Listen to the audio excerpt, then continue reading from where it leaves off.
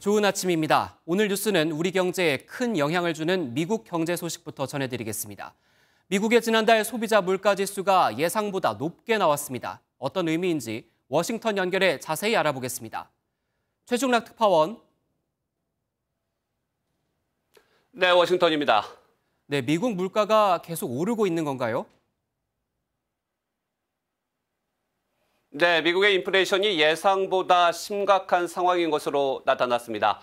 미 노동부는 8월 소비자 물가 지수가 지난해 같은 달보다 8.3% 올랐다고 밝혔습니다. 지난 6월 9.1%에서 7월 8.5%로 내려온 이후 두 달 연속 8% 이상을 보이고 있습니다.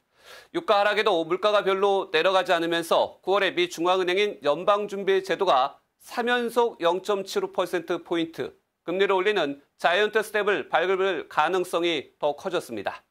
지난달 26일 물가가 높으면 고통이 따를 수밖에 없다는 제롬 파월 연준 의장의 잭슨 홀 미팅 발언 한번 직접 들어보시겠습니다.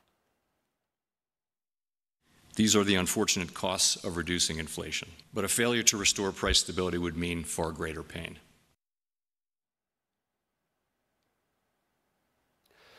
국제 유가 하락에 힘입어 에너지 물가가 많이 떨어진 대신에 주거 비용과 식료품 물가, 의료 비용이 치솟은 것이 전체 물가를 높은 수준에 머물게 했습니다. 특히 식료품 물가는 지난해 같은 달보다 11.4% 치솟아 1979년 5월 이후 43년 만에 가장 큰 폭의 상승을 기록했습니다. 주거 비용은 전달보다 0.7%, 전년 동월보다는 6.2% 각각 상승해 전반적인 물가 상승을 견인했습니다.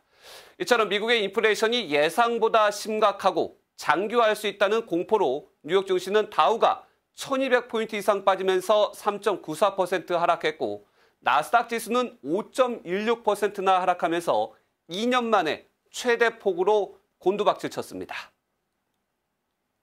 네, 오는 11월 중간 선거를 앞두고 물가를 잡으려던 바이든 대통령의 반응은 어떻습니까?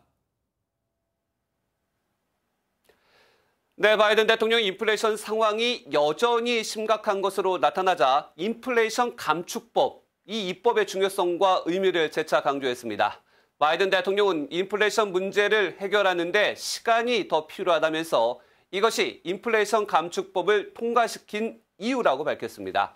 물가가 중간 선거에서 민주당의 발목을 잡을 수 있다는 분석이 여전한 가운데 인플레이션 상황이 앞으로 더 개선될 것이라면서 차단막을 치는 모습입니다.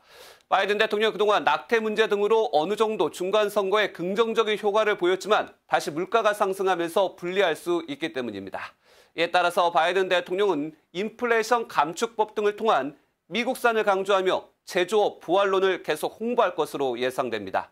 문제는 이러한 인플레이션 감축법 강조가 우리나라 전기차 차별 등 직접적인 영향을 미칠 수 있어 대책도 필요해 보입니다.